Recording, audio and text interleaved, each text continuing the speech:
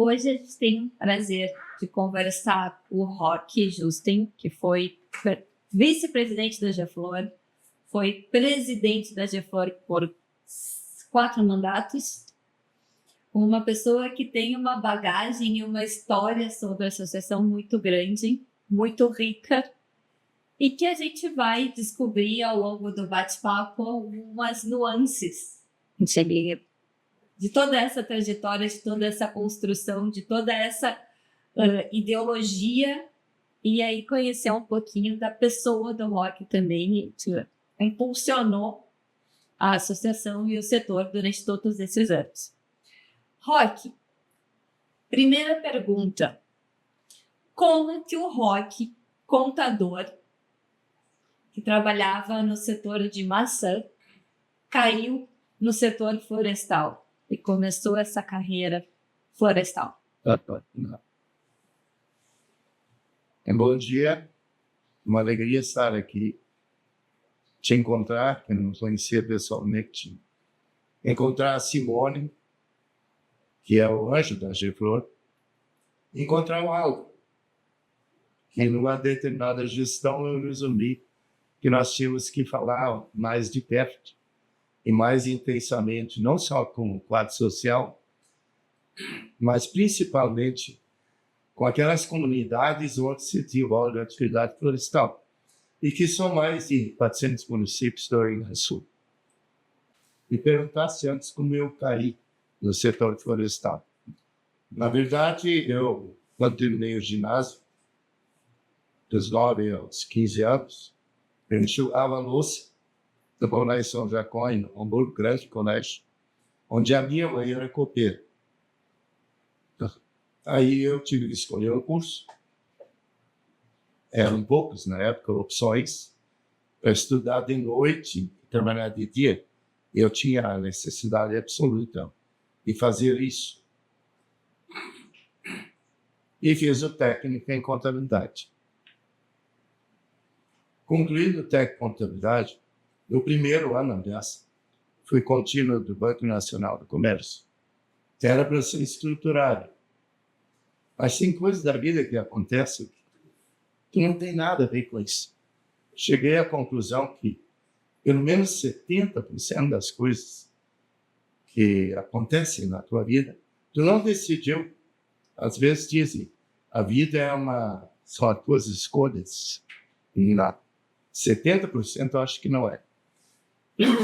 Tanto que me mantiveram como contínuo do banco, porque os 2 que me antecederam jogavam os avisos no arroio.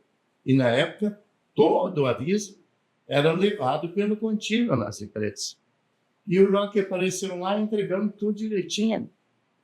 E eles passaram a ter elogios, que lá no Banco de Comércio, tudo estava sendo entregue direito, finalmente.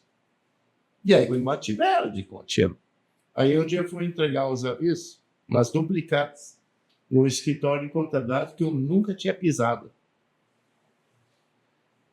E o contador estava lá, datilografando, porque não existia computador, não existia internet, não existia celular, essas coisas não existiam. Eu estou falando de 1962 para 63. Aí, muito curioso, começou a me perguntar quem eu era, meu nome e tal. Está estudando? Estou. Da contabilidade. Conhece alguém que gostaria de trabalhar em contabilidade? Não, mas eu sim. No dia seguinte eu estava admitido. Comecei a trabalhar em contabilidade. Nesse escritório, depois virei gerente e virei sócio. E mantive depois o escritório de assessoria num outro grupo de 5 escritórios até 71. Aí eu tinha estruturado uma contabilidade de uma empresa sul-americana. Estavam perdidos. Eu tinha estruturado em contabilidade, plano de contas, etc. E convidaram para ser diretora. Liguei 2 vezes. Na terceira, um colega do Monte Escritório disse, eu compro teu escritório. Aí eu fiz uma grande opção. Eu vendi meu escritório com 20 clientes. Desculpe, 13 funcionários. E fui trabalhar como diretor financeiro administrativo de uma empresa de supermercado. Em 72, só tinha computadores IBM, que era algo muito grande para nós. E eu já estava no ICEUS, fazendo ciências contábeis, e tinha começado a lecionar contabilidade no técnico, a convite dos irmãos maristas. Aí, como professor, eu tinha acesso a muita bibliografia, informações. Eu terminei importando um computador da Philips, da Alemanha. Depois dessa empresa tomou outros rumos, eu pedi demissão. Era novo, 31 anos. Eu ia trabalhar no supermercado Real em Porto Alegre com um convite da direção. E me conheciam dos eventos que o setor de mercados fazia, não só aqui no Rio Grande do Sul, como em outros estados. E eu era meio metido, participava bastante, levava grupos de funcionários para os cursos, para treinamento, etc. Mas a minha esposa, que é falecida, infelizmente, ela não queria morar em Porto Alegre, era condição. Bom, daí o que eu vou fazer? Fui pescar 30 dias em Mariluz, e nesse meio tempo um grupo de empresários de Hamburgo me convidou para uma empresa florestal. Não conhecia nada desse setor. Aceitei, porque podia continuar morando no Hamburgo. Aí comecei a trabalhar no setor florestal e procurei a Associação Sul-Rio-Grandense de Florestadores. Conheci, encontrei o seu Ney, comecei a participar dos dias de campo, conheci as florestas do litoral, conheci as florestas de Camará, e eu participava. E comecei a gostar do setor. Os donos da empresa, acionistas da minha empresa na época, os CEOs, tinham muito incentivo fiscal. Resolveram também investir na maçã. Então, eu não vim da maçã. A maçã foi algo que eu não queria, porque era um outro mundo. Mas eles queriam. Aí entramos na maçã, eu fui, eu acho que 8 ou 10 anos, diretor de promoções da Associação Móveis Produtores de Maçã e vice-presidente da Brasileira. Foi uma experiência muito grande, mas num determinado momento eu convenci o conselho da empresa a focar só em florestamento. E eu consegui fazer uma parceria na maçã com o seu Oscar de Azus, lá de Caxias, e que assumiu os pomares, que eles tinham uma produção muito grande. Terminei vendendo as câmaras frias, a máquina de classificar para um pessoal de Santa Catarina, e o pavilhão muito bem construído, muito bem estruturado, virou uma dependência de beneficiamento de madeira de peixe. Foi talvez uma ideia luminosa que eu tive o apoio da empresa, e foi feito. Porque eu também tinha conseguido desenvolver um projeto de uma madeireira, de um pessoal de Caxias que só produzia máquinas, mas que um engenheiro bem jovem, 20 e poucos anos, aceitou o desafio de desenhar um layout de uma madeireira. Depois do layout desenhado e aprovado, eles aceitaram construir as máquinas. E depois do layout feito, o engenheiro civil teve a autorização de fazer o desenho e o projeto dos prédios, que foram construídos com eucalipto, colunas de eucalipto, dentro de pilares de concreto, e eucalipto tratado na Flor Sul, em cidreiro. As tesouras, tudo em pinos, tratado dentro da nossa empresa, com produto desenvolvido pelo professor Euler, que tinha sido engenheiro da Mavesat, que construiu milhares de casas, escolas e outros estabelecimentos E eu conhecia isso. E conhecia o professor Eugen Stumm, com um alemão fantástico, com conhecimento de madeira e língua lá, que infelizmente Deus levou um pouco mais cedo. Digo que Deus levou, porque certamente ele mereceu um bom lugar. Essa madeireira nós produzíamos de 2.200 a 2.500 metros de madeira serrada por mês. Desenvolvi um pátio com estaleiros, porque eu já tinha aprendido algumas coisas. Madeira não deve ficar na chuva, nem no sereno, nem no sol. Então nunca teve uma grade de madeira de pelos sujeito à intempérie. E depois, num certo ponto, o que não passava por estufa, e nós também tínhamos, colocava no pavilhão de 2.500 metros quadrados para terminar a secagem com o próprio ar, para produzir uma boa madeira que não desse problema quando for fazer um móvel. Isso é outra coisa que eu aprendi depois, assessorando e trabalhando em empresas de imóveis, que eu tinha sido, inclusive, fornecedor no tempo da Agrossilos, e onde eu aprendi muito. E aí eu coloco o nome do senhor Pilmesan da Madem. Esse foi meu grande mestre e inspirador sobre a madeira. Ele continua sendo hoje, para mim, o melhor, com todo respeito aos demais.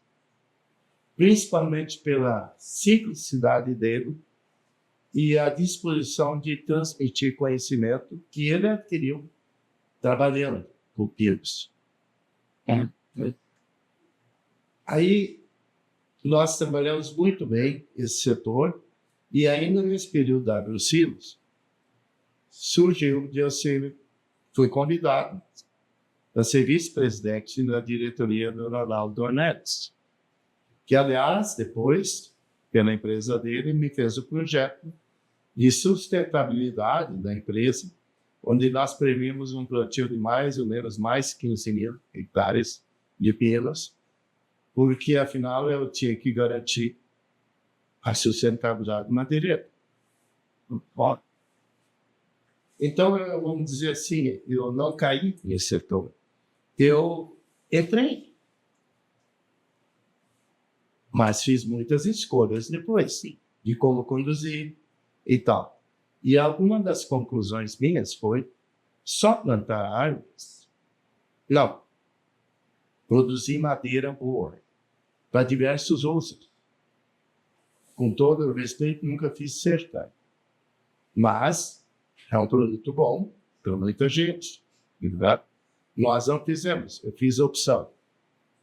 E móveis, eu tinha, por exemplo, clientes com Toigo, que era o expoente, a Madem, não tem problema de seus nomes, todos associados aqui ao dinheiro, se é que ainda não, e mais a Madar, onde nós fomos escolhidos como principal fornecedor do lastro para os beliches, que nós terminamos fornecendo, inclusive, prontos, montados, empacotados para exportações. Madeira. O pinos tem um miolo. Do miolo fazia as pranchas para fazer o taco para pallet. Mas não fazia pão. Eu exportava em torno de 800 metros cúbicos para a Itália e para duas grandes empresas produtoras de pallets. E outros produtos que eu tive a oportunidade de conhecer em 1995, em torno da época que eu atuei mais diretamente na Geflor, onde eu participei de uma viagem com o seu Gino, o seu Pilmesan, e o filho do Gino, o Leandro, numa viagem para a Itália, Áustria e Alemanha. E o Paulo César da Flobart.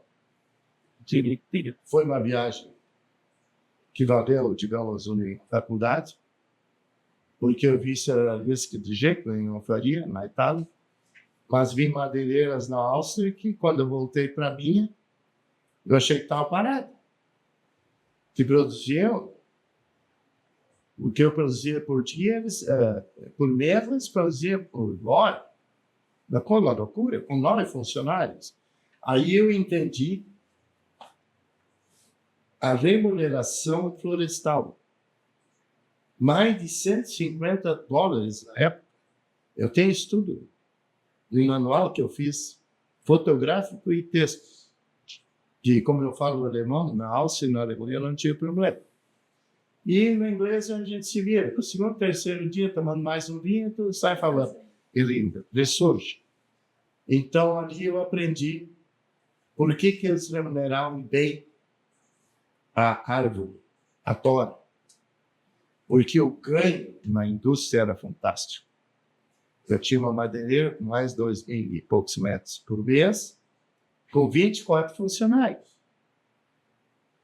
Mas encontrei uma com 9 que eles tiveram a gentileza de desligar para eu poder visitar por dentro, porque senão não pode, porque as madeiras voaram. E elas existem ainda hoje, eu tive alguns contatos. Então, assim, isso me inspirou em muitas coisas no setor florestal. Mas eu captei uma coisa da tua resposta, só para ligar um pouco a tua trajetória de vida, a trajetória da Geflor também. Eu tenho a impressão de que tu tem um viés e uma cultura muito associativista. E pelo que eu posso perceber, tu participou e tentou participar da associação desde que tu pisou no setor florestal. Tu buscou a associação, depois tu buscou fazer parte dela. Isso é teu, então. Isso é teu do rock, esse gostar do associativismo, de achar que as pessoas unidas, elas têm mais força. A minha mãe dizia, e depois a minha esposa dizia isso, que eu tinha um problema. Eu fazia tudo com muito coração. E que frustrações na vida poderiam me causar um grande problema no coração. Talvez por isso agora, faz 1 ano e pouco que eu estou com marca-tosse. Mas sei lá. Também não escolhi. Mas estou com ele aqui. E o médico disse, parada cardíaca, tu não morre. Mas tem um monte de outras possibilidades. Mas, como tesoureiro de clube, da ginástica do namoro, que ajudei a reestruturar a parte contábil e financeira. Tesoureiro de paróquia, no Muro Velho, com 7 capelas, procurei desenvolver o espírito associativo das comunidades, mais ou menos assim, um por todos sendo. E funcionou. No colégio, quando me convidaram para reestruturar a escola técnica em comércio, criamos mais 2 cursos noturnos, porque eu via muitos jovens que não queriam ser técnicos de contabilidade, mas as opções de curso noturno para quem precisava trabalhar era difícil. Aí criamos secretariado e química. Aliás, esse curso de secretariado, a minha esposa me indicou uma secretária, uma vez para a empresa. Eu digo, mas por que está indicando ela? Porque ela era professora dela, professora de português. Porque ela é muito competente, simpática e é bonita, tu vai gostar. Que bom.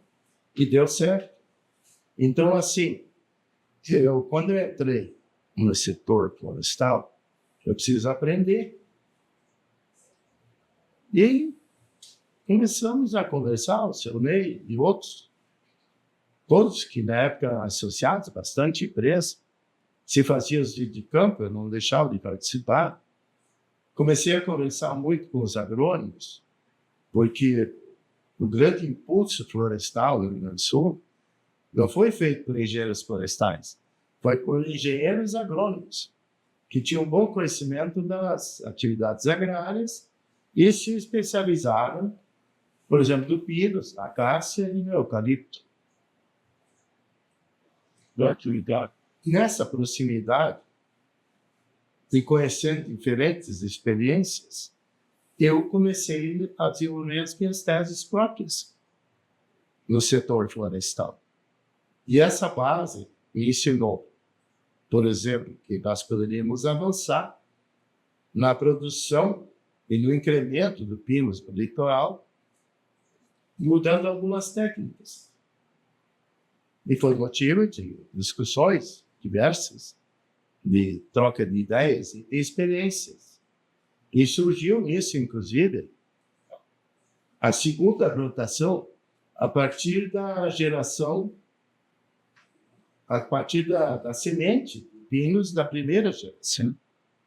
Eu nunca esqueço que lá em Palmares, com o Paulo César, o Vladimir Totti, mais os funcionários, eu digo, mas tu acha que isso vai dar certo? Olha aqui o que veio da semente. Já tem os indivíduos que se sobressaem e tem os que vão ficar por baixo. O nosso desafio é conduzir esses plantios, aproveitando os melhores indivíduos para formar uma boa floresta na segunda rotação. Isso foi feito. Então, hoje, em São José do Norte, tem no mínimo 6.000 hectares de plantio espetacular de segunda geração a partir das sementes. Porque lá a gente vem com em torno de 160, 180 mil mutinhas depois do corte final. Na Serra, no São Francisco, nós tínhamos em torno de 110, 120 mil. Lá eu comecei com meio hectare. Depois eu risquei 7. Daí eu risquei 15. O agrônomo se coçava atrás da orelha, mas no fim ele começou a acreditar. O Hernani Jensman, e pessoa espetacular lá de Canela, morador em Gramado. Você viu ele fazendo esse bico? É um amigo e um irmão meu. Depois entrou o Flávio Luber, também na minha assessoria, que eu também conheci no setor aqui. Então lá, no fim, foi para 360 hectares. Floresta maravilhosa, anos depois que a empresa foi vendida, as coisas foram vendidas, com uma tora mais por tora e por árvore, e desgrama feita no pinos até 7 metros de altura. Ou seja, madeira sem nó, para os nossos clientes poderem fazer móveis, porque numa fábrica de móveis que me deram a oportunidade de fazer o estudo dos custos, 36% da madeira chegava na lixa ou na pintura e era descartável. Isso é prejuízo total, né? E madeira que poderia servir para outras coisas. Então, alguém uma vez disse para mim que eu era mais metido e conhecido que nem que era hospital. Mas eu me metia mesmo, mas eu procurava conhecer, né? Então, se tu não atenta para esses detalhes, tu fica só no teu plantio. Pode fazer um bom plantio, mas tu vai ganhar pouco. Então, necessariamente, tu não precisa industrializar, mas tu tem que procurar quem industrializa bem. Senão ele vai te pagar na alpinatória. E o setor, durante muitos anos, sofreu por isso. Tanto que eu vi um artigo, acho que da Getlor, dizendo que vai faltar pinos. Eu sei que a classe já entrou no impasse. E estão procurando reverter. Mas aí tem outros fatores de emprego. Mais um, certamente, é a baixa remuneração, porque talvez nós não tenhamos focado o suficiente em pós-graduação na escala industrial. Ou na qualidade do plantio. Ou na própria qualidade do plantio, apesar que isso melhorou muito. Né? Se a ciência florestal no Rio Grande do Sul evoluiu muito. E graças à abnegação, eu não vou dizer tanto das universidades ou dos cursos, mas de pessoas lá, de alguns professores, que realmente olharam isso como uma oportunidade para o nosso Estado. Tua primeira gestão como presidente foi ali na década de 90. O que tu pode contar para a gente que tu lembre de marcante e alguns desafios que o setor tinha naquela época, antes da virada dos anos 2000? Pois é. Interessante a tua pergunta. Poderia talvez dar várias respostas, mas nós conseguimos desenvolver, nessa primeira gestão do presidente, que não se tinha, se trabalhar com telex, né? Ou Vaxan. Eu considerei importante a comunicação. Nós queremos um jornal, deve ter exemplares. E eu sugeri um lema para esse jornal. Esse lema eu li num livro que se chama Consciência e Identidade Moral, do padre Marcos Bach, jesuíta, professor do meu irmão, que também foi jesuíta e depois reitor aqui do Anchieta. E eu tinha muita convivência com eles, assim como o padre Oscar Neto, que foi o grande artífice da transformação das faculdades em São Paulo naquilo que hoje é a Unicinos. E eu dizia, nós temos que trabalhar como uma colmeia, onde todos têm uma função. E ele era biólogo e adorava trabalhar com abelhas. E também, como biólogo, ele adorava orquídeas, que é algo fantástico. Então, esse negócio de trabalhar em conjunto, cada um nas suas funções, mas visando, no final, uma colmeia forte, onde se produz um bom mel, isso calou fundo em mim.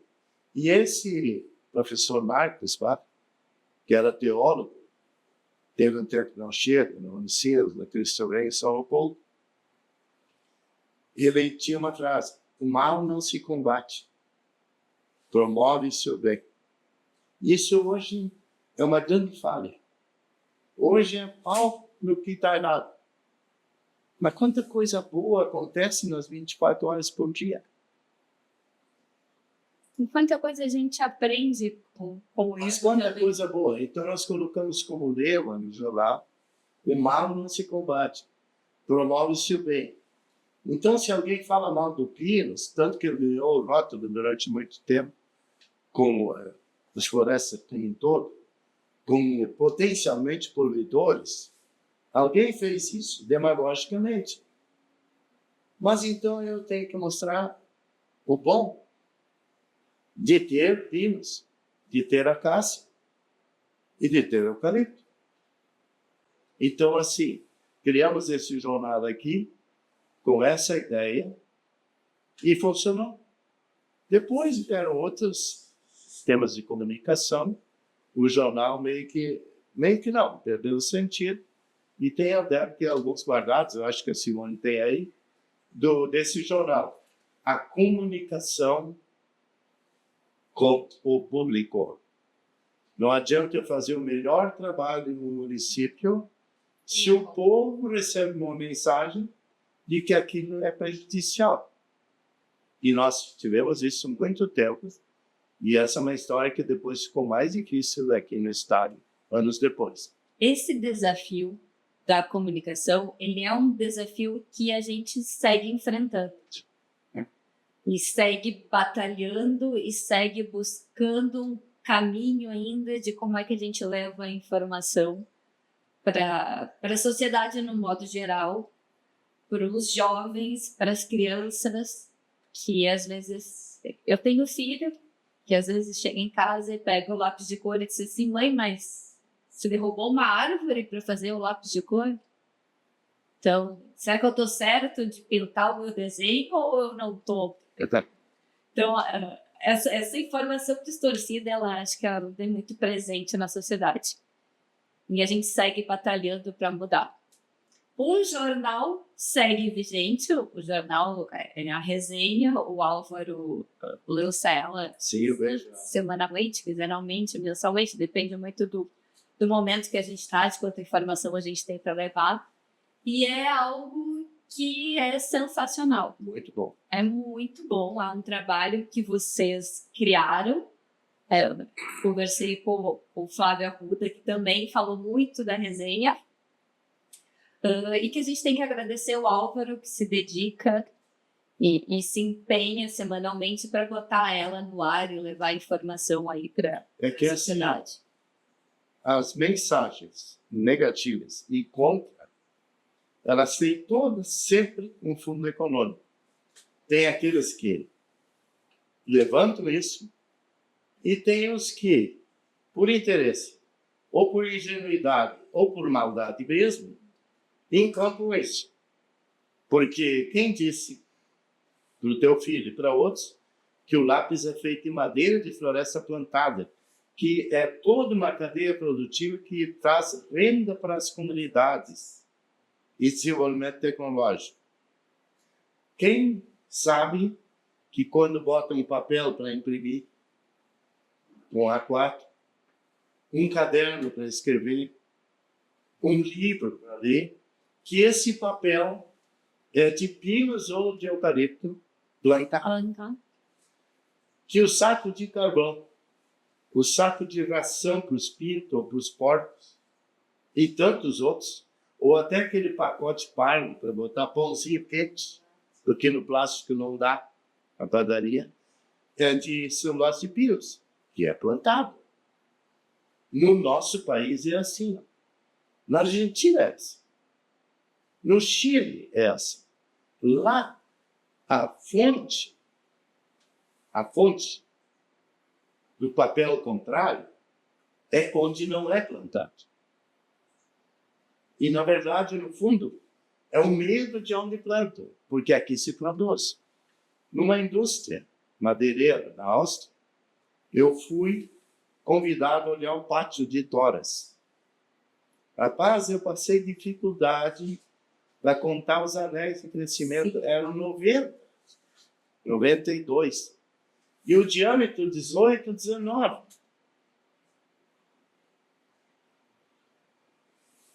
O presidente da Associação das Empresas Florestais dos Estados Unidos ficou uma semana comigo em São Francisco, publicou ele a vacaria, há anos atrás, quando eu era presidente. E ele disse, nós levamos de 37 a 40 anos para fazer o que vocês fazem em 15, 16. Olha a vantagem que nós temos. Nós temos um ganho na atividade florestal fantástico na produção, graças ao nosso clima e ao nosso solo. Quem tem medo disso?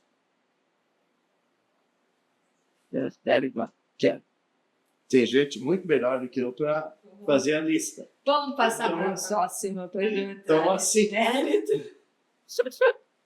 mas a comunidade tem que ouvir isso. E ela não ouve. Por isso que nós, aquelas gestões ali que tu mencionaste antes, nós procuramos fazer um trabalho intenso junto com outras entidades ligadas, a própria Farsul e a FAMURS, onde eu perdi a conta de quantas vezes participei de eventos e mais uma parte da equipe aqui da GEFLOR para interagir com os prefeitos. Tanto que quando veio a discussão dos AS, pulando um pouco no outro assunto, eu cheguei, aquilo foi bem complicado. Mas um dia eu disse para o presidente da ANAR, lá Felipão, foste prefeito da segunda, doutor. Ele era médico. Esparta, né? Eu disse, tu já convidou teus colegas prefeitos para discutir esse assunto florestal aqui? Porque tu tens mais de 3 centenas de prefeitos que têm interesse no setor florestal. Está todo mundo discutindo o setor florestal. E tu não trazes para cá para ver a opinião dos prefeitos. Tu acha que isso está certo? Eles deveriam ser os primeiros. Porque lá é que tem que se decidir o que o município quer ou não quer. O que pode ou não pode. O que convém, melhor dito. Ou o que não convém. Aí ele fez uma reunião na FEPAL. Vieram, acho que 60 prefeitos. Tem muita gente que não gostou. Só que aquilo repercutiu.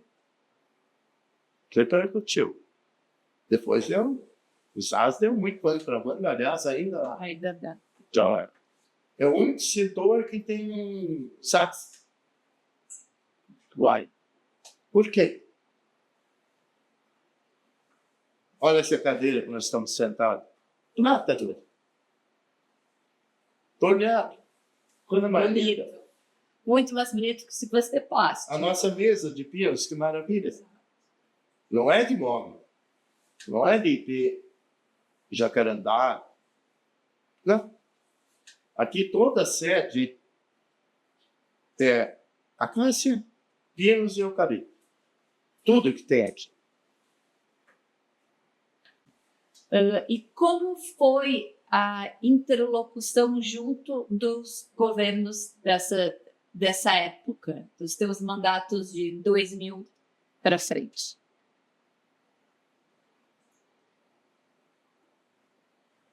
Foram muitos governos. Estamos falando em foram 3 mandatos. 3 mandatos seguidos. Ok. Suspeito, sim. Tá. Vai. A Lei 9.519 é de 21 de janeiro de 1992, que institui o Código Florestal. No dia 23 de 11 de 92, o decreto 34.550 regulamentou o Fundeflor, Fundo de Desenvolvimento Florestal, que virou um sumidor de dinheiro pago por quem produz floresta, por quem produz madeira, virou uma rubrica contábil no orçamento do Estado e muito pouco ou quase nada de retorno.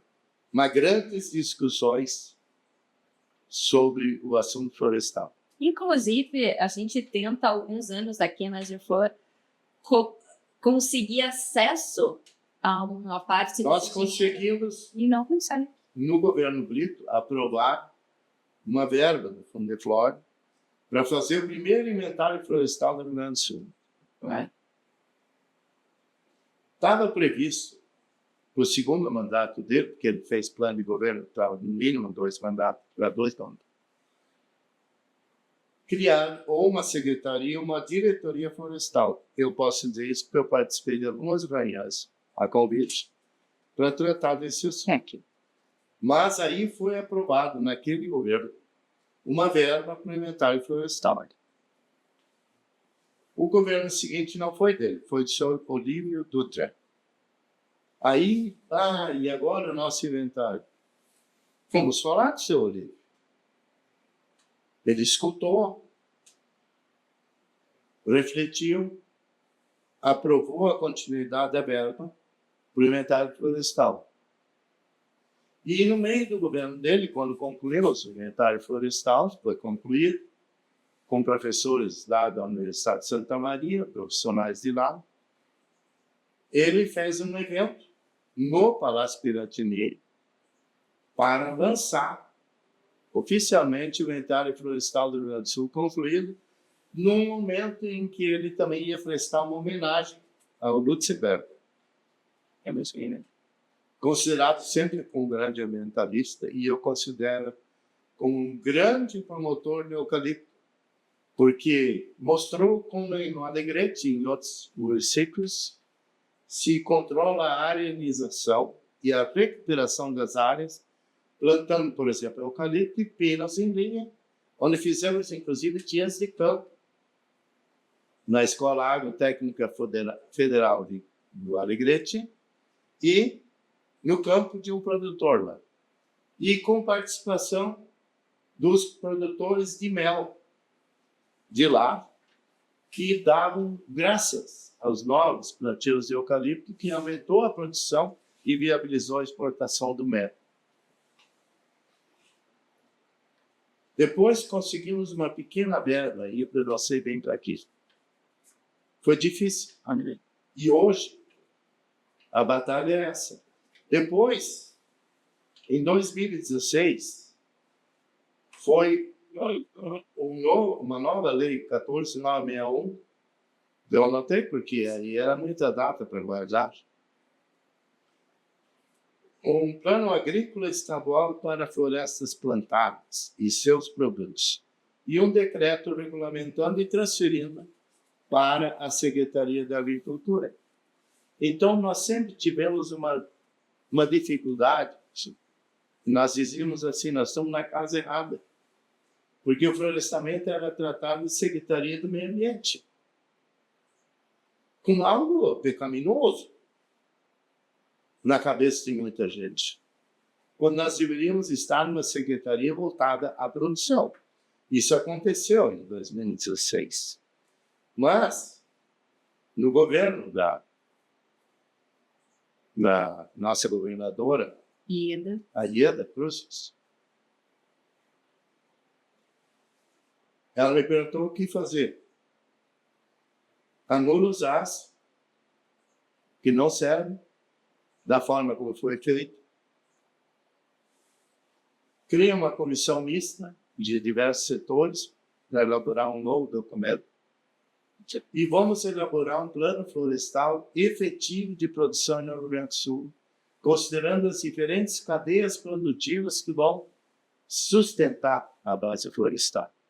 E nós podemos duplicar, e até mais do que isso, a área, sem prejudicar os demais setores. Pelo contrário, com o plano agrícola de baixo carbono, que fomos nós que mais batalhamos por ele, e somos o que menos usa no Rio Grande do Sul, eu fui até motivo de chacota, numa boa, dentro do Ministério da Agricultura, por causa disso. Nós precisamos de um plano de Estado para o setor florestal. Se criou depois a primeira frente parlamentar, agora tem outra.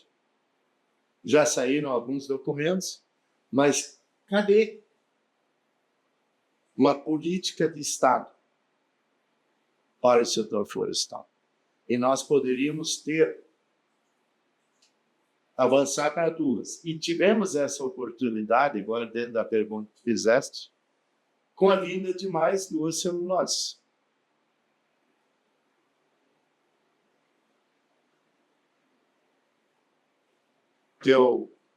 Um pronunciamento que se fez e que a nossa colega associada da Condor leu numa homenagem que se fez ao governador Rigoto, lembra?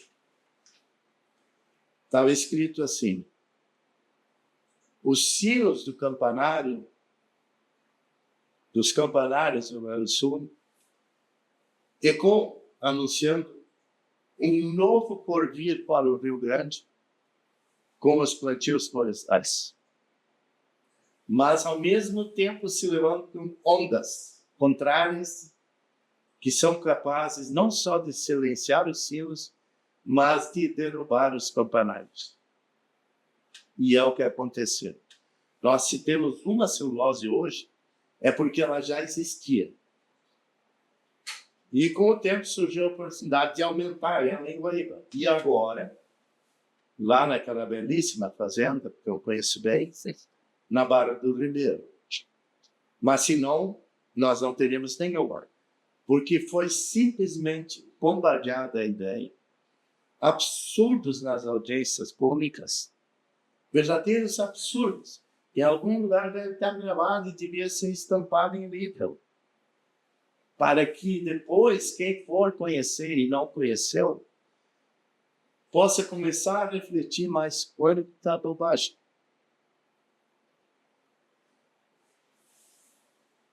Um dia um colega da associação me perguntou, não sei se eu devo dizer isso, mas eu vou dizer.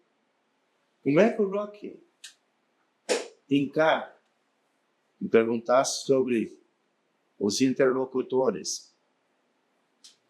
Ele disse assim, até me surpreendeu a resposta dele.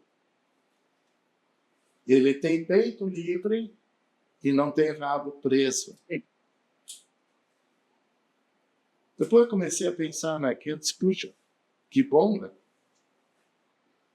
porque é o que eu fiz, às vezes com grande desgaste,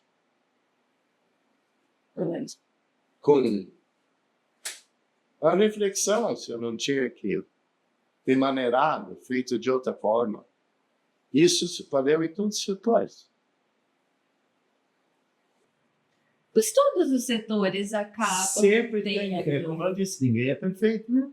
Mas manter o imperfeito por não buscar algo mais aperfeiçoado, aí é um problema. Eu acho que passa ano, vem ano, o setor florestal ele tem uma dificuldade de apresentar o que ele faz de bom. É isso aí. É o que eu falei antes da comunicação. Nós podemos ter um bom boletim, acho que foi, e é bom. Mas ele é os associados. E mais alguma rede para quem ele vai. Mas lá, não vai. No onde muda Veja o pensamento. Veja o carvão da casa. Foi convidado por uma empresa, fomos convidados pela escritório e aceitamos. Fizemos um projeto para produzir carvão. Se construiu em torno de 120, 140 fortes na região de Ulha Negra, Bagé e tal. Para exportar, cara. Mas o forno tem um líquido que sai, não me lembro bem o nome, e aquilo é considerado poluente. Mas não precisa ser. Aquilo já foi recolhido e transformado num dos melhores, não é nem inseticida, repelentes de insetos na produção de soja. Então é uma questão de procurar descobrir o que pode ser feito com aquilo. A resina do pílus se faz breu e terebentina. Mas quantos jovens poderiam ter feito, poderiam constituir pequenas empresas, pequenos negócios, para fazer produtos com o breu e a terebentina. E a terebentina até serve como combustível. Foi apresentado num dos eventos do Combate Peace pelo professor Fett Neto, da URGS. 30% eu posso botar no meu tanque. Tu te lembra disso? Sem fazer nada. E terebentina. Então, assim, quanta coisa poderia se desenvolver. Então, se exporta a resina, basicamente, depois se compra os produtos. Com o acréscimo de valor. Isso é posto nas nossas escolas de química. Posso dizer que não. Tenho quase certeza que não. Isso. Eu acho que essa é uma grande missão e um grande desafio. E continua sendo, sempre foi. Nós temos indústrias aqui no estado bem desenvolvidas no uso da madeira. Até a empresa que vieram de Santa Catarina para cá, recentemente, fazem, inclusive, belas esquadrias em madeira de pinos. Na época, comecei o projeto, na década de 90, fizemos 16 casas com apoio do Sr. Wagner, que se fazia a base, deixava o concreto curar com as colunas de pinos, tratava da função, que tratava até mais que 95% do volume da madeira, que chegava de manhã e de noite a casa estava coberta e fechada. Tudo em painéis tratados dentro da nossa empresa, não em outro quarto. Um produto preparado sob a condução do professor Wagner. Depois, lógico, as coisas mudaram na empresa e tal. Isso não continuou. Mas, assim, essa busca, e sempre motivou que... E a gente não precisa esconder nada. o que a Geflor faz, e eu vi esses dias na Unidos, que foi um dia de visitação, isso é importante, essa abertura, porque sempre alguém pode me mostrar uma coisa nova, ou eu posso mostrar uma coisa nova. E se eu não acredito, vamos trabalhar essa ideia. Vamos sonhar com coisas melhores. Né? O setor de acácia, ela nem é carvão, mas a casca era originalmente, que motivou a implantação da acácia, era para curtimento de couro. Só que hoje, tênis, isso, aquilo não tem couro. E o couro, o curtimento contamina era principalmente para a sola. Mas as nossas indústrias, hoje tem cada uma mais de 20 produtos químicos com diferentes usos a partir da casca. Tivemos alguns desses estímulos. Então, tem áreas aí, municípios, onde também por avanço de atividades imobiliárias, o interesse imobiliário diminuiu. Mas nós temos áreas de acácia importantes aqui na Serra Gaúcha e temos na região de Piratini. E eu trabalhei com áreas em Bagé, onde exportamos o carbono para a Arábia Saudita. Então, essa busca eu acho que é importante. E a motivação tem que partir de algum lugar. E isso a gente sempre procurou fazer na Geflor. E eu tive apoio de colegas das empresas que compõem a nossa diretoria para fazer isso. Porque sozinho não dá. E até essa ideia da gente entrevistar, isso aí chamamos de entrevista, mas de bater papo com todos esses ex-presidentes, eu acho que isso é uma maneira de resgatar essa história e da gente levar para fora da Geflor anos de história, anos de uma construção e levar informação, levar comunicação e transferir essa comunicação, transferir esse conhecimento em forma de vivência de vocês. Isso ensina. E os relatos que a gente tem contrários são de pessoas que são novas no setor e retornam dizendo assim, eu não sabia que tinha sido assim nessa determinada época da história florestal do Rio Grande do Sul. E a entrevista que vocês fizeram com determinada pessoa me respondeu uma dúvida que eu tinha. Eu não sabia como tinha surgido os plantios. E hoje eu sei. Então, esse trabalho que vocês estão fazendo leva comunicação e leva entendimento do setor até para quem está dentro do setor e não conhece. Eu tenho um neto posiano que me pede contar as histórias. Eu já contei da parte da minha mãe e da parte do meu pai, que era Eckler, pai Justin, mas tem Arno, tem Kohan, tem um monte de outros nomes. Né? E eu tenho tudo catalogado já. E ele adora conhecer isso.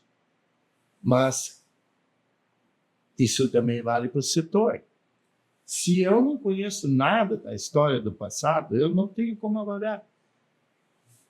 Acaba que nós tivemos uma reunião na FEPAG, onde tu estavas. Tinha 320 secretários de agricultura, meio ambiente e tal, que as estruturas municipais, às vezes, têm as 2, 3 coisas juntas. E eu tinha sido avisado para vir lá para compor a mesa de abertura. Esse é abertura com os políticos, diz o nosso amigo da Emater. Tu tem que fazer uma palestra. E eu não tinha levado nada. Aí eu perguntei a Margot, tu não tem na bolsa um pendrive?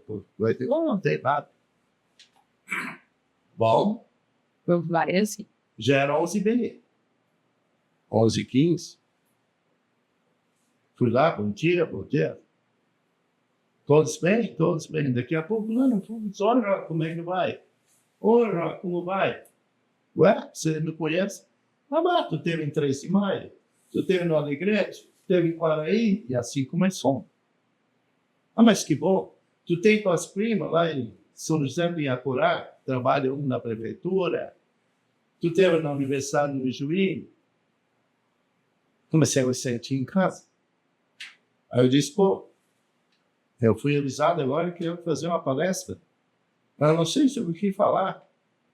Aí eu disse assim, vamos falar dos problemas que nós enfrentamos, então. Era 1h30.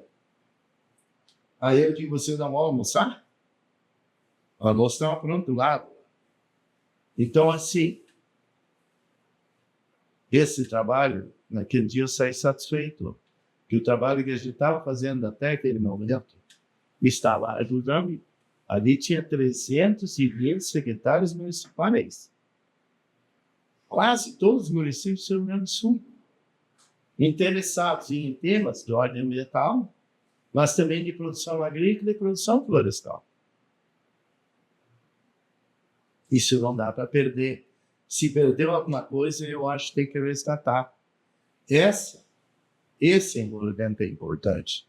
E agora, em janeiro, assumem prefeitos. A coisa continua. Mas tem muitos novos. O governo do Estado tem mais 2 anos. Eu tenho que deixar a ideia política do lado. A busca de uma política de Estado. Você toca para o Estado. Assim como eu já vi o governador dizer isso para alguns outros setores. Mas como fazer? É muito bom fazer reunião com deputados, a gente fazia. Nós tivemos reuniões, muitas, né? Mas, sei,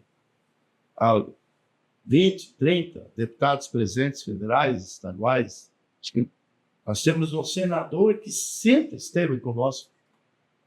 Na Câmara Setorial de Florestas Plantadas de Brasília, que eu convivi 6 anos, praticamente uma vez por mês lá. Isso tudo era conversado.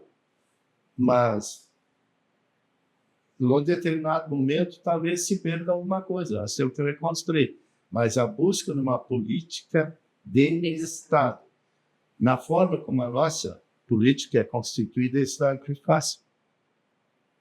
Isso é muito fácil.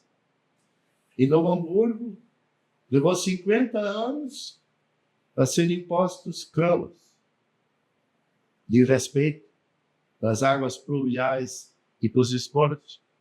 50 anos. Quando eu falei isso, um fotógrafo que agora faleceu botou no jornal, quando há 51 anos atrás, no centro de Novo Hamburgo, foram postos os caninhos. Passei. Agora tem galeria de água.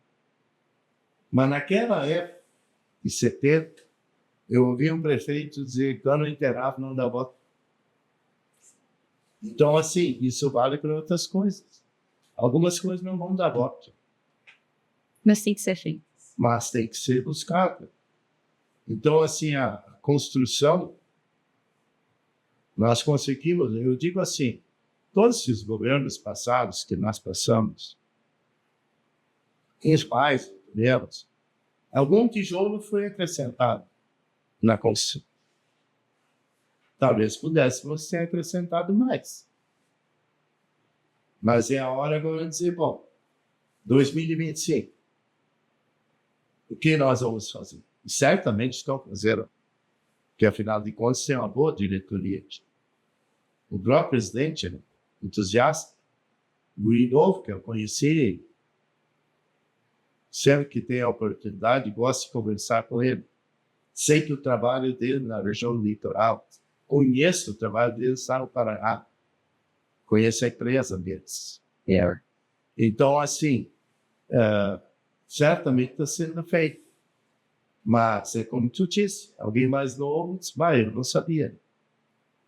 Era bom que cada membro que ingressa conheça o passado da Ipswatch, para saber que muita coisa foi construída. Esses povos aí, nós colocamos na época porque se receber uma visita, o que se faz com isso? Aqui, ó, alguma coisa está aqui. Tá? Se fez isso aí primeiro, né? Agora acrescentou, aumentou, beleza? Sim, tem todo um mostruário do que A o maioria- setor A maioria produz. das pessoas não sabe disso.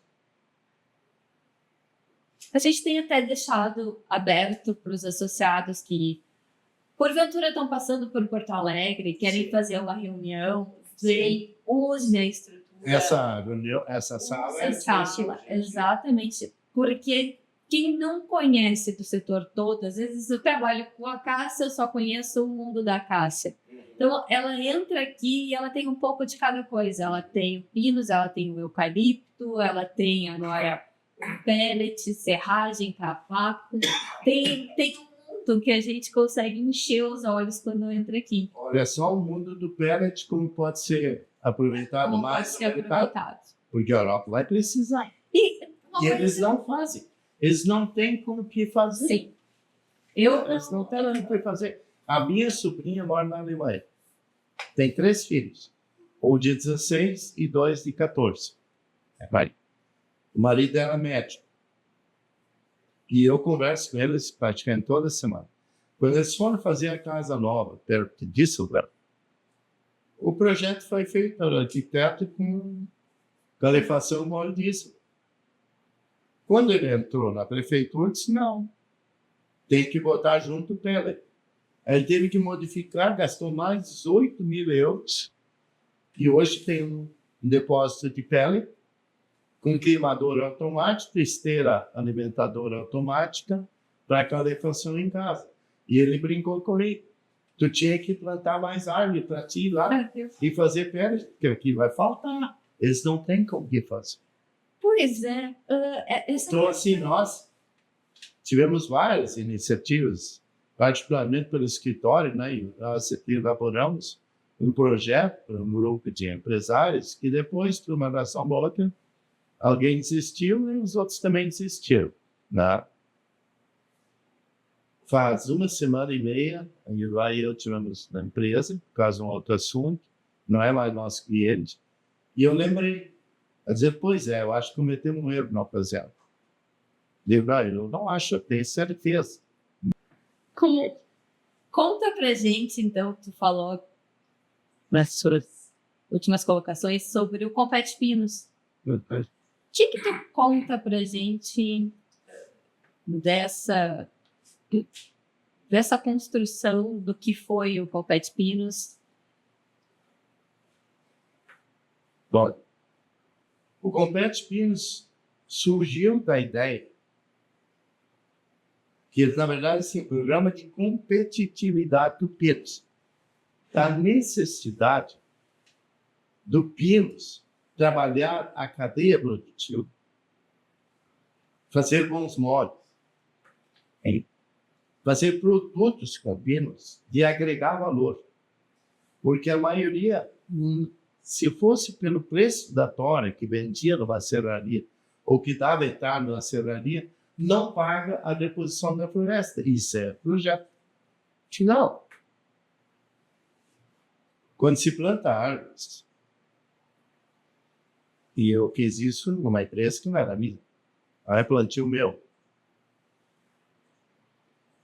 É para a posteridade. Por isso que nós defendimos a definição de área florestal. Na Irlanda, nós temos área florestal e temos área agrícola.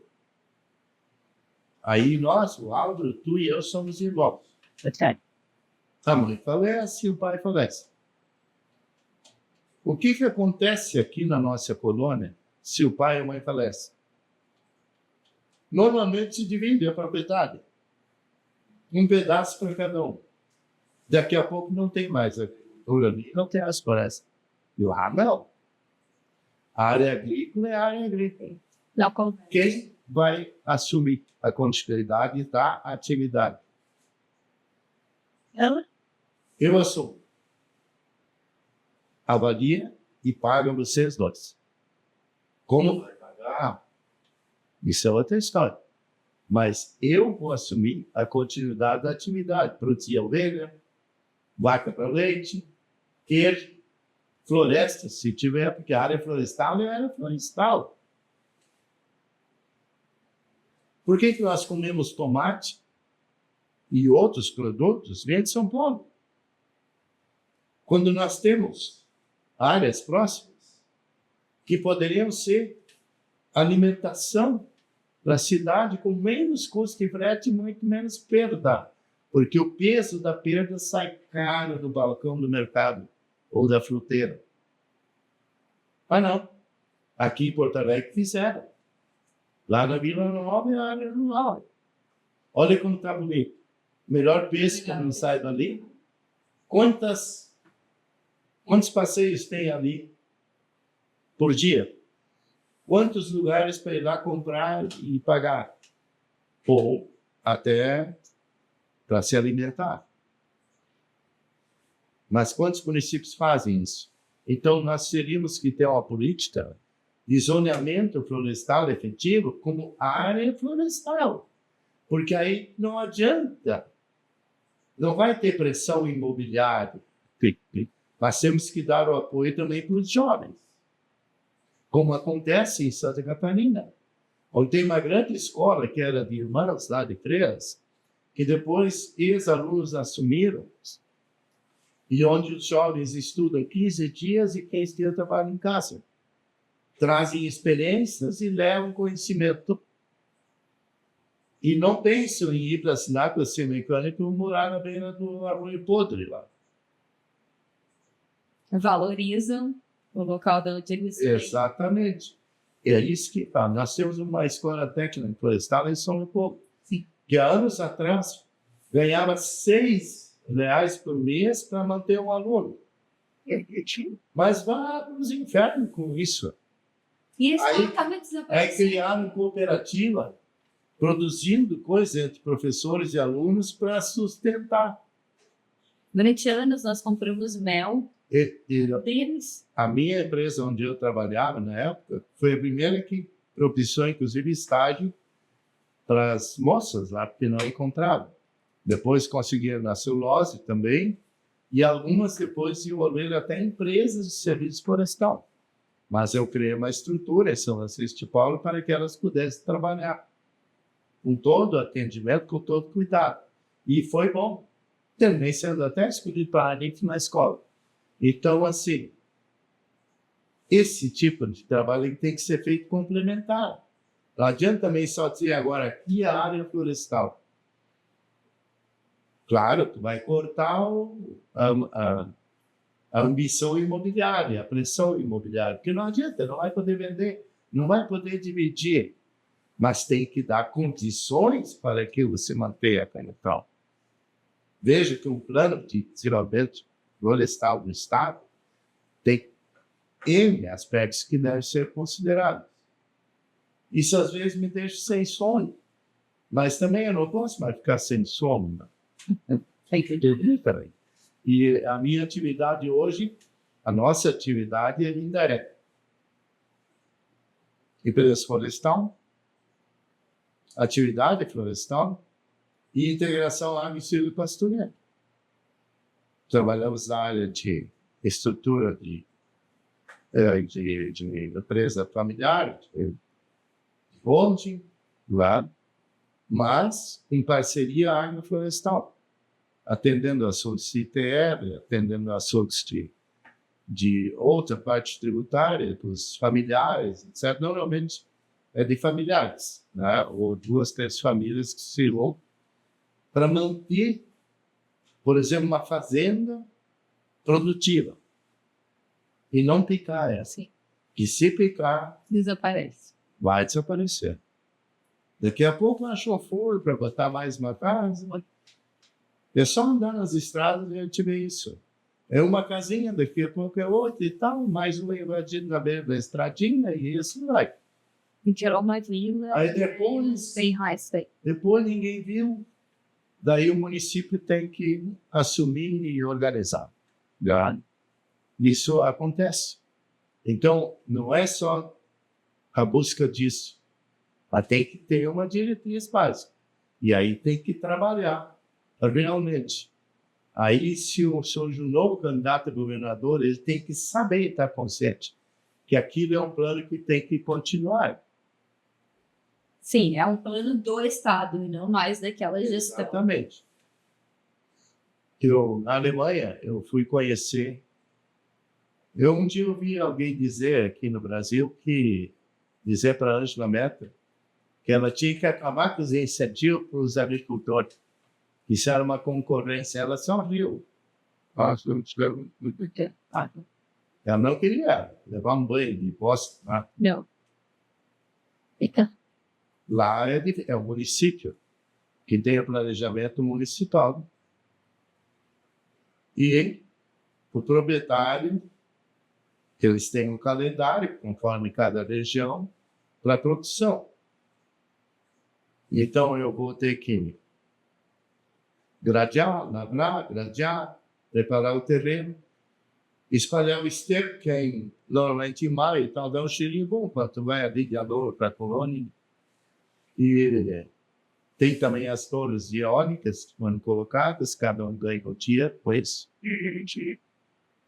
ele tem que fazer as atividades até a colheita. Ele tem um calendário de dias para fazer isso.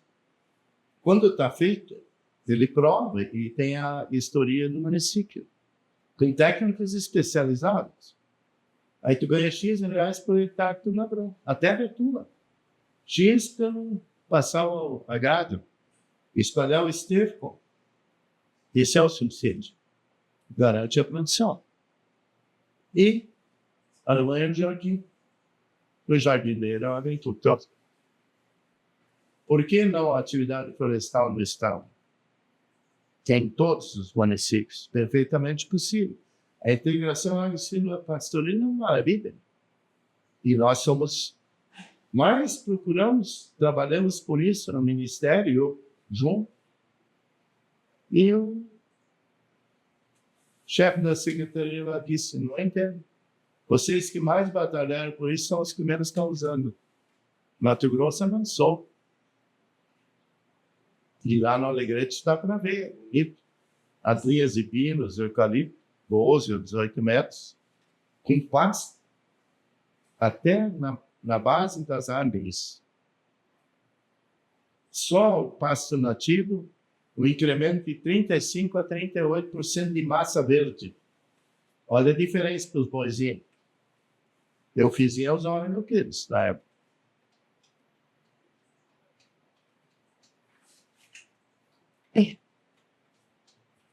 Tem muita coisa para se trabalhar. Tem muita coisa. E que bom que tem.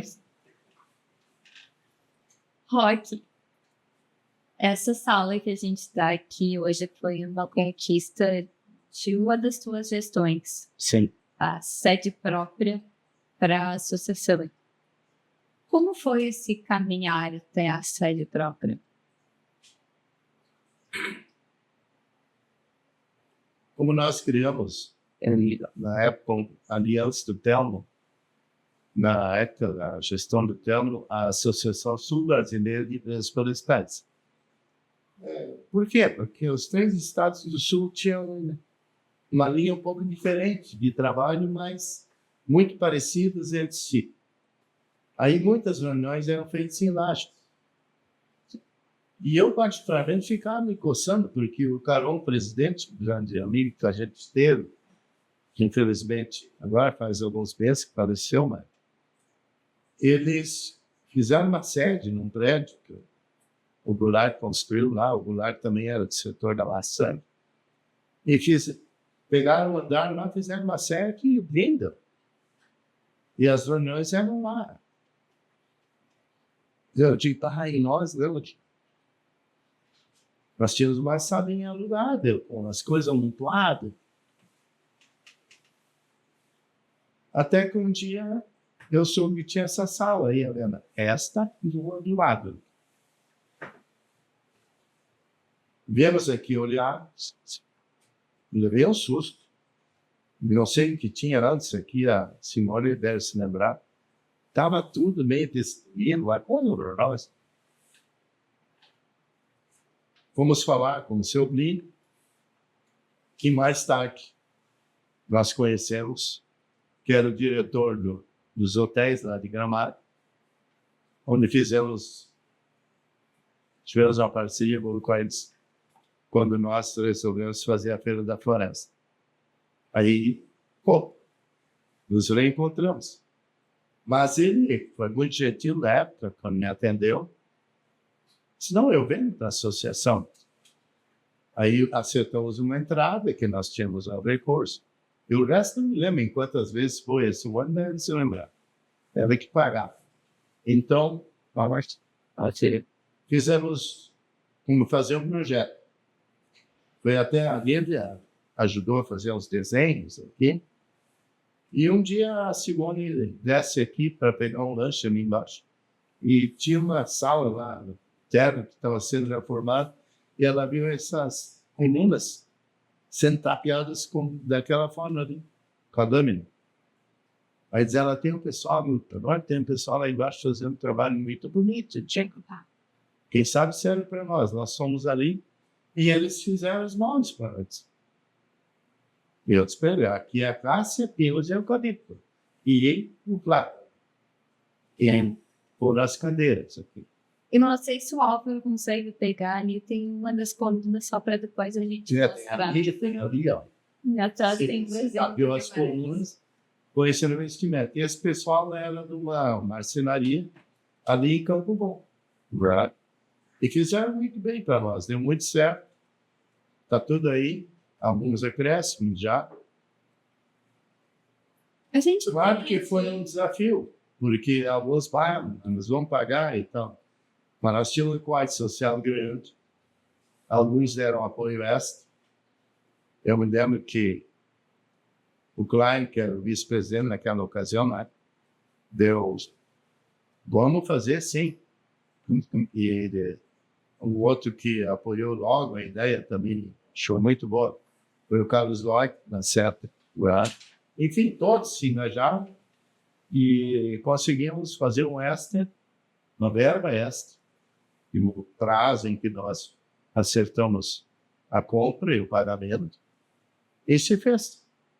A gente vê que tem uma estrutura de estações de trabalho grande dentro da associação. O que tu pode contar para a gente dessa época como força de trabalho? Pessoas que ajudavam a associação nessa época. A gente percebe que talvez tivesse um número maior de colaboradores. Não, na verdade tinha a Renate, né? Ainda. A Samantha, o tempo também, né? E tinha um grupinho lá, o José Lauro, que ocupava aqui, né? Esse era o canto dele, né? E a ideia de que se algum associado de outros municípios viesse a Porto Alegre, precisasse de um espaço, 1 dia, 2 dias, 3 dias para trabalhar, quisesse fazer reunião com algum cliente, com um fornecedor, e essa era a ideia. Traz aqui para a Flor e faz. Aqui tem os computadores, tem internet, e aí já, na época, lógico, ninguém precisa se preocupar com o computador, mas nós tínhamos os acessos, né? E podiam trabalhar. E algumas vezes aconteceu. Talvez tenha se falhado um pouco em divulgar mais isso, mas esse era o objetivo. Tanto que eu tinha posto também a alugar aquela outra sala, comprar aquela sala aqui, para fazer ali tipo uma sala de reuniões, um auditório, e que poderia alugar também para terceiros, para fazer cursos e tal. Como nós não fizemos, o pessoal aqui de baixo comprou e fez o escritório. O escritório de contabilidade. Isso aí. Mas foi depois. Nós não compramos, então. O seu Plínio disse, compra.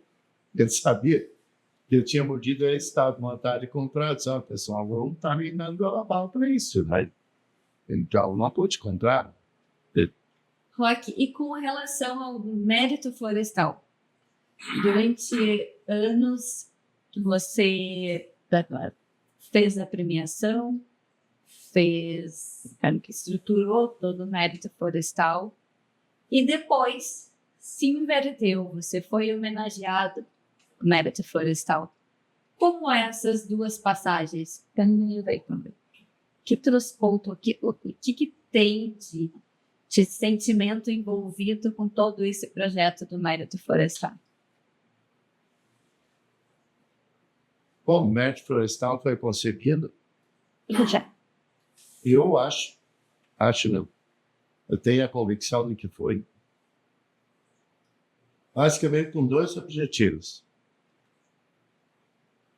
Conceder um prêmio para alguém que se destacou na empresa, pessoa, uma instituição, e ao mesmo tempo aparecia o setor da mídia.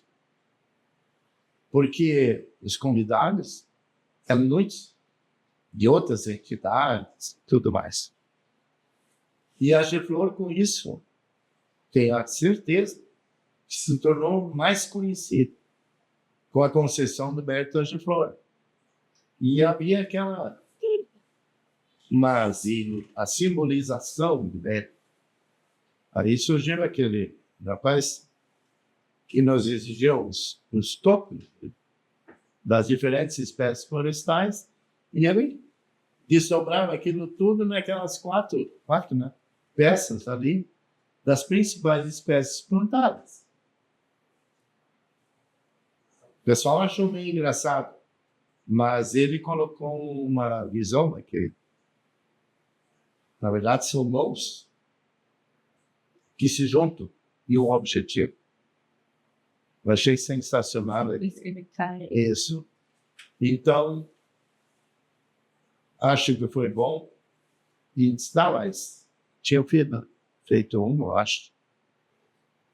Eu digo, quando foi para fazer um mérito aí, na minha gestão, eu disse, tem que ser uma coisa grandiosa. Aí fizemos um orçamento, mas isso é que está aí, cara. Pô, mas juntar o dinheiro. Porque assim, o Papa João Paulo II, quando, como bom polonês, como bom estudante de teatro, ou inclusive ator, e bom namorador, inclusive que foi,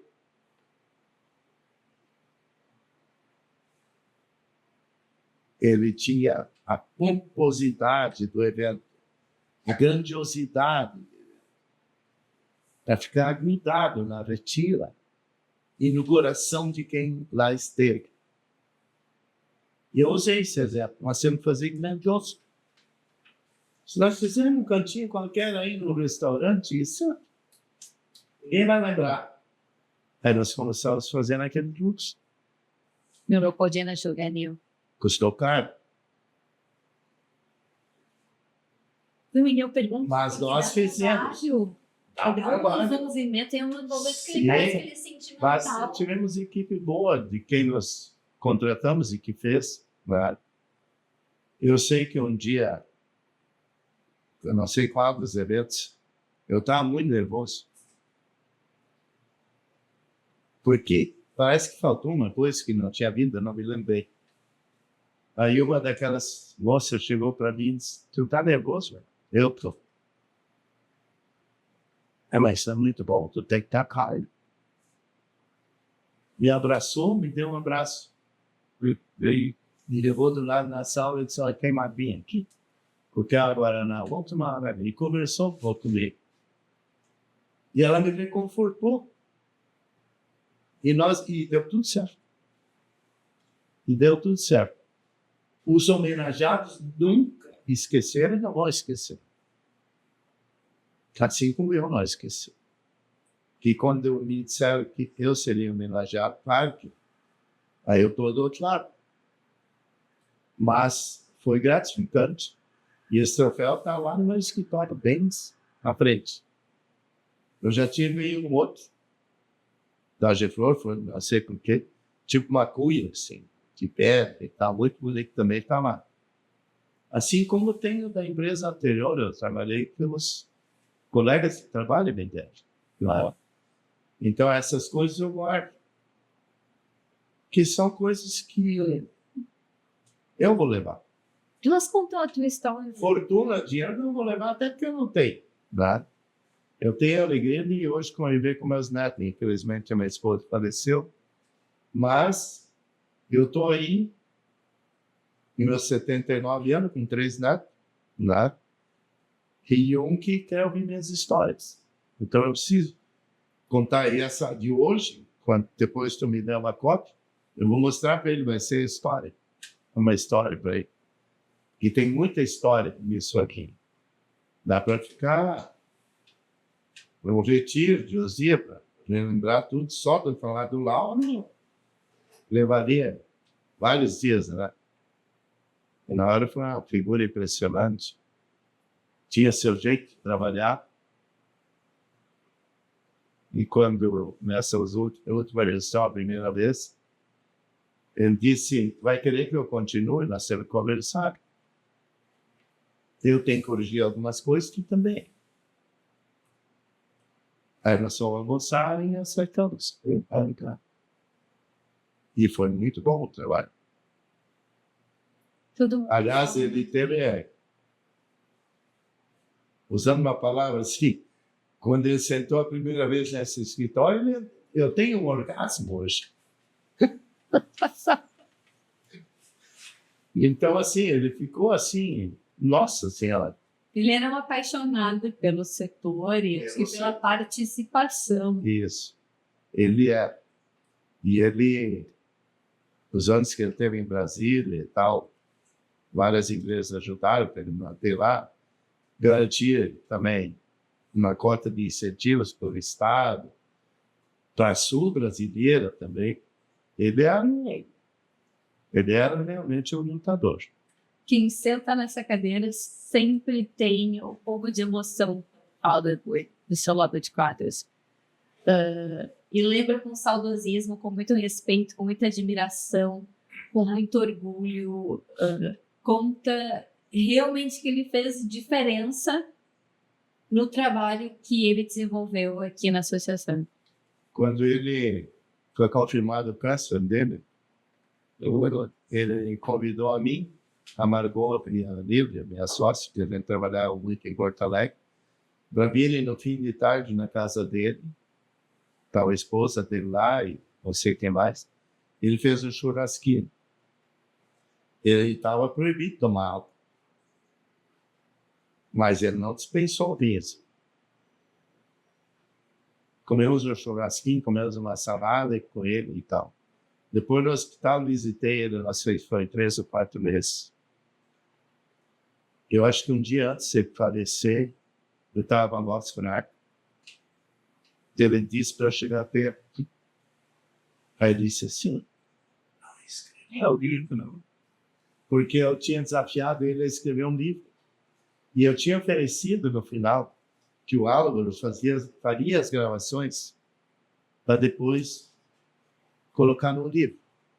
Mas ele não fez. E a gente foi desafiado a escrever um livro. Eu não posso nem falar que quando eu fiz 65 anos, essa mocinha ali me deu um troço engravatado, assim, que é um livro para eu escrever o livro da minha vida. Já começou. Alguma coisa já... Esse fim de semana eu decidi, ela vai me ensinar para eu gravar, sabe? E aí depois ela me passou me ensinou o livro, porque ela tem os macetes. Então, assim, o Lauro não fez. Mas aqueles que conviveram com ele hoje poderiam escrever o livro dele. Né? E quando se concluiu aqui a série, depois que ele faleceu, no dia do velório, o filho e a esposa pediram para eu me manifestar por ele. Eu fiz. Em vez de almoçar de meio-dia, me sentei num canto, pedi uma água tônica, que eu gosto, e escrevi um manuscrito pequeno. E tu te lembra que eu fiz a manifestação. Aí depois, vamos dar um nome para essa sala. Tá aí. A sala de reuniões da Giflor, ela chama Sala de Reuniões Engenheiro Agrônomo José Lauro de Quadros, que em homenagem. É isso aí. Teve um papel importantíssimo toda a história florestal aqui do estádio. Ele era combativo, mas ele também sabia depois declamar a poesia. O Galdeirinha, então, Mas ele, vamos dizer assim, muitos na frente dele eram muito cordiais, mas tinham raiva dele. Mas como minha mãe dizia, Roque, nunca fica com raiva. Tu pode ficar indignado. E a pessoa que tu fica indignado, procura manter ela afastada. Que raiva dá ruga. Pode ver que eu não tenho ruga lá. Não pode ter Eu raiva. acho que eu vou ter que, Não pode ter raiva. acho que eu vou ter que trabalhar. Rock, e o que tu conta pra gente do rock hoje, 2024? Essa figura de hoje.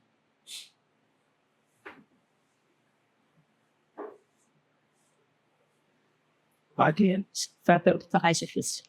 Eu acho que é. Porque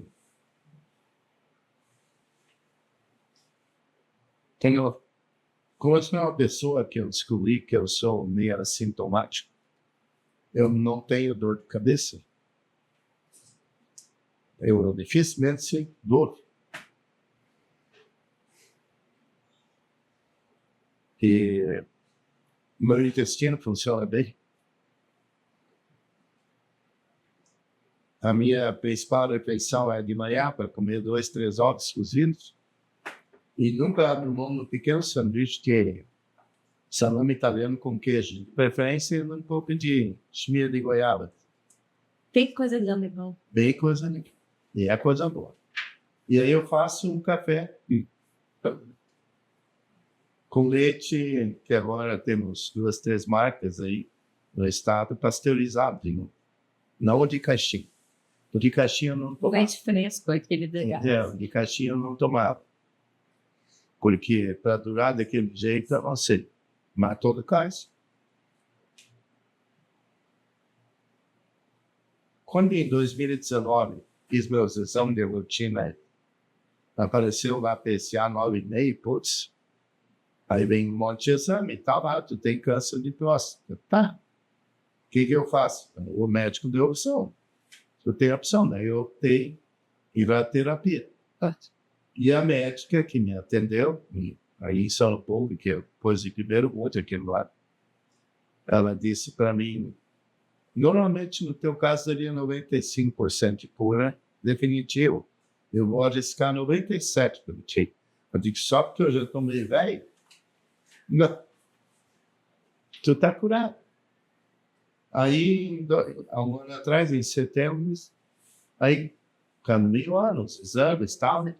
E a coisa foi caindo e ficou em 2. Eu digo que dali não sai, porque eu não tirei a pança. Eu vou fazer um exame de rotina, para revisão geral.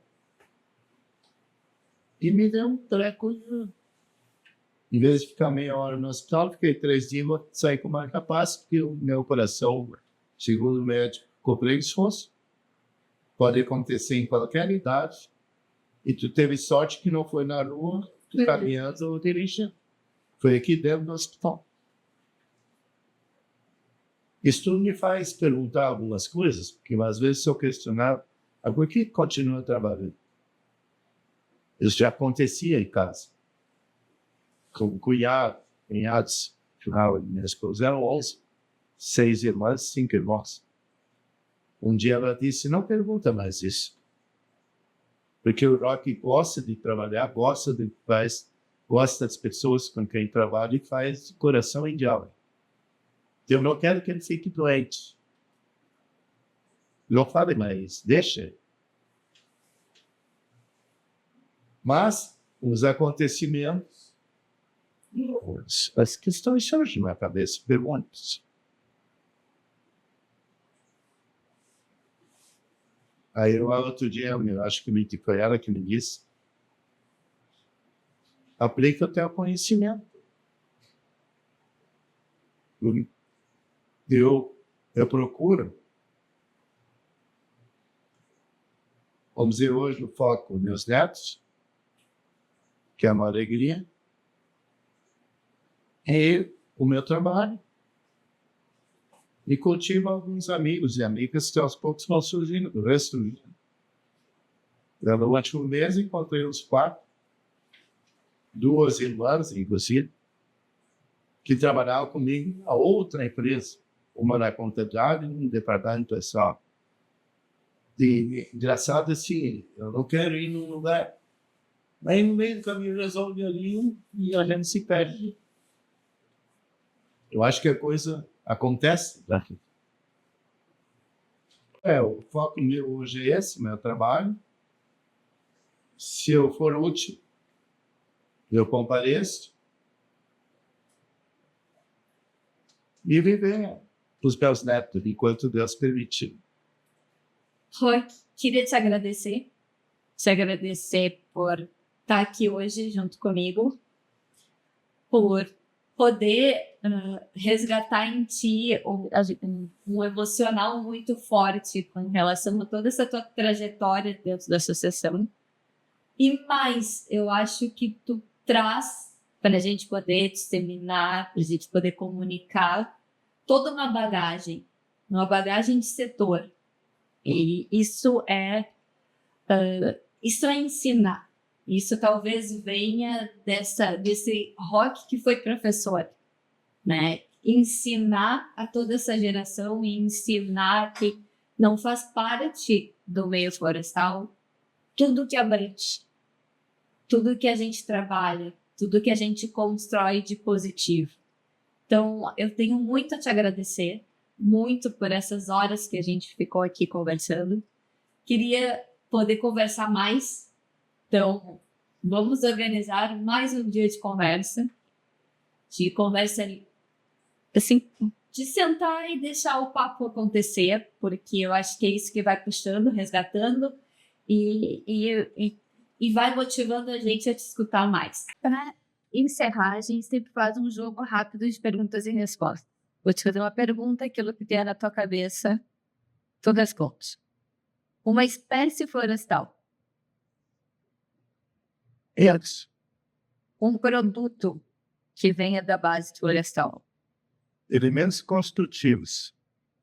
Uma pessoa que tenha te marcado dentro do setor. Marcílio Carol-Mac. Uma entidade. A Câmara Setorial de Florestas Plantadas. E talvez a pergunta aqui seja um pouco mais longa a resposta. Um caos, uma história, alguma coisa que tenha te marcado nessa trajetória até os dias de hoje. Uma curiosidade, uma coisa engraçada, um momento de nervosismo. Na minha, acabei na lembrança, nós temos revertido até o decreto e projetos que limitavam a atividade produtiva no Rio Grande do Sul em grande parte do território rio-grandense, acima de 400 metros. Muito obrigada de coração pela tua participação aqui junto com a gente hoje. Bom, eu agradeço realmente. Foi uma grande alegria também encontrar aqui a Simone, que se tornou uma amiga de coração para nós nesses anos todos. O Alvin, lembrando do pai dele, muitíssimo também, e a Tim. E tive, assim, alguns momentos de emoção, eu chorei, me segurei, porque é uma alegria estar aqui. Isso virou uma casa. E eu fico muito feliz em ela estar assim, mantido. E a compreensão, talvez, do porquê se fez isso, não fui eu, foi a equipe toda que se engajou, os associados da época, e que compreenderam isso. Então, esse aqui é um lugar extraordinário, privilegiado, inclusive. É um prédio que na época não era assim, hoje está bem melhor. E é um dos bons lugares aqui em Porto Alegre. Lá. E próximo da natureza, árvores e água. Então, eu me sinto gratificado por vocês me terem dado essa oportunidade. Muito obrigado. e desejo todo sucesso para os que atualmente estão, não só o presidente, o Daniel, grande amigo da gente, mas em toda a diretoria dele. E das empresas que são associadas aqui e que têm a possibilidade de melhorar o Rio Grande. Muito obrigado. Obrigada.